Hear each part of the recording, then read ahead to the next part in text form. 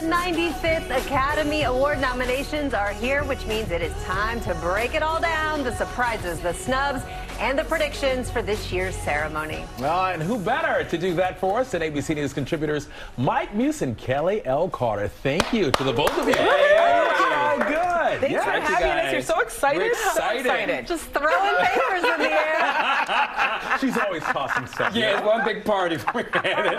Let's talk about the Best Actor, Best Actress nominations. What do you think, Mike?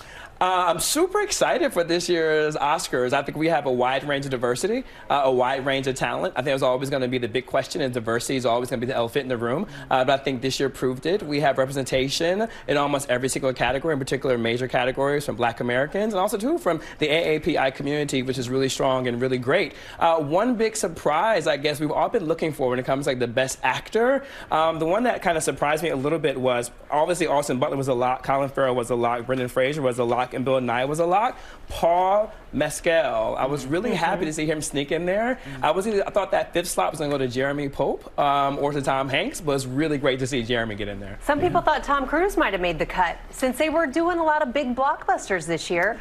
Some people were saying, could he get in there, but it didn't happen. He didn't make it. I'm kind of surprised about that too as well, because of the fact that Top Gun had such a great showing in so many different categories. And it's so great to see a film that was so well received, that had great blockbuster numbers, get into the top film category, right? That has always been a question. Sometimes the Oscars can go too art house and not enough big blockbusters that everyone have seen. But I know I've at least seen Top Gun at least 4 times. Who's counting?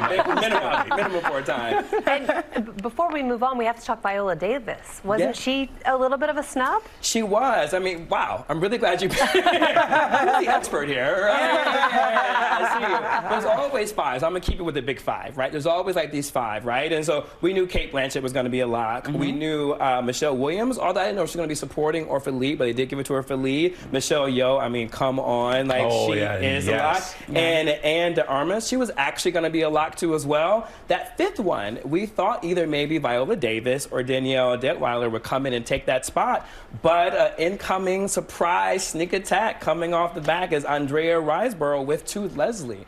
She came in and took that 5th spot, and you heard an audible gasp in the auditorium. They were reading that because no one saw her coming at all. Kelley, what about you? Any surprises, any snubs? I mean, I would have loved to see Viola Davis get in there, but for me, I was only focused on one thing and one thing only, and that was Angela Bassett getting first name that. called. Yeah, I mean, I was done. I could have gone back home, honestly, because that's what I was waiting for, you know. But what I will say, not only Angela Bassett makes me happy, but Michelle Yeoh makes me happy. Jamie Lee Curtis makes me happy. I thought she might kind of find her way in there, and she did, but really it excites me because we have this thing in Hollywood, and even in some cases any visible industry, where women of a certain age get put out to pasture, you know, after they turn 40.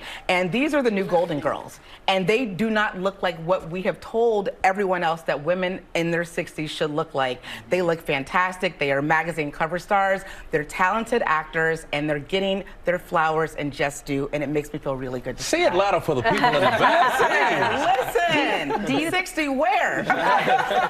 Do you think Angela Bassett is a lock? This is a tough category, Best Supporting Actress. There's a lot of good nominees. No, it's absolutely a tough category, but I do think that Angela Bassett is a lock. One thing that we know about this voting body is that they like to right wrongs. And 29 years ago, when Angela was nominated for What's Love Got to Do with It, of course, bringing, you know, Tina Turner's story to life, a lot of people thought she should have walked away with that win. And when she didn't walk away with the win, not only did she not walk away with the win, her phone did not ring for 18 months after that. She did not get a job after that. Now, obviously, as she would tell you herself, she has been working consistently since then, since that 2-year hiatus, and she is one of the most well-liked actors in this community, and I think everyone feels like it is her turn. It is her time. Yeah, one of the most paid Black female actors. Absolutely, as so she she's should doing be. really well.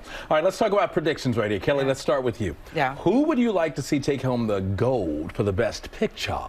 Ooh, you know what? Everything, Everywhere, All at Once. I mean, I'm kind of a fan of the Daniels now. You know, I think that is a film that people are excited about. It's picked up a lot of steam. It's contributed to some diversity that we all have needed and we've been talking about. So I'm excited about that film. What about you, Mike? I'm the same. Everything, Everywhere, All at Once. I love the fact that it was so a multiverse. I think that's a really difficult sci-fi to really present onto the screen, which is why I'm rooting for the Daniels in Best Directing, which was interesting to see James Cameron get snubbed for Best Director. It would have been great to see him and Steven Spielberg go head-to-head. Absolutely. But listen, folks, I got to be honest. The one I'm watching right now was All Quiet on the Western Front. It's a German-based film, and also, too, it got nominated for Best International Film. And so to see a film get Best International Film and then to see it get Best Picture, odds are that it could win. In particular, the Voting Bloc has a strong international base within the Academy. So I don't know. That might be the quiet one. Mike, we're out of time, but you look like you're ready to give your acceptance speech. Are you? You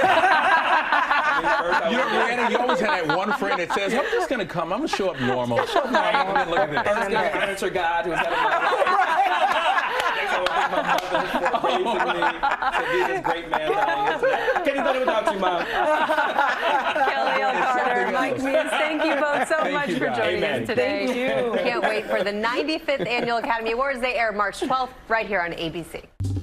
Well, hey there, GMA fans. Robin Roberts here. Thanks for checking out our YouTube channel. Lots of great stuff here. So go on, click the subscribe button right over here to get more of awesome videos and content from GMA every day, anytime. We thank you for watching, and we'll see you in the morning on GMA.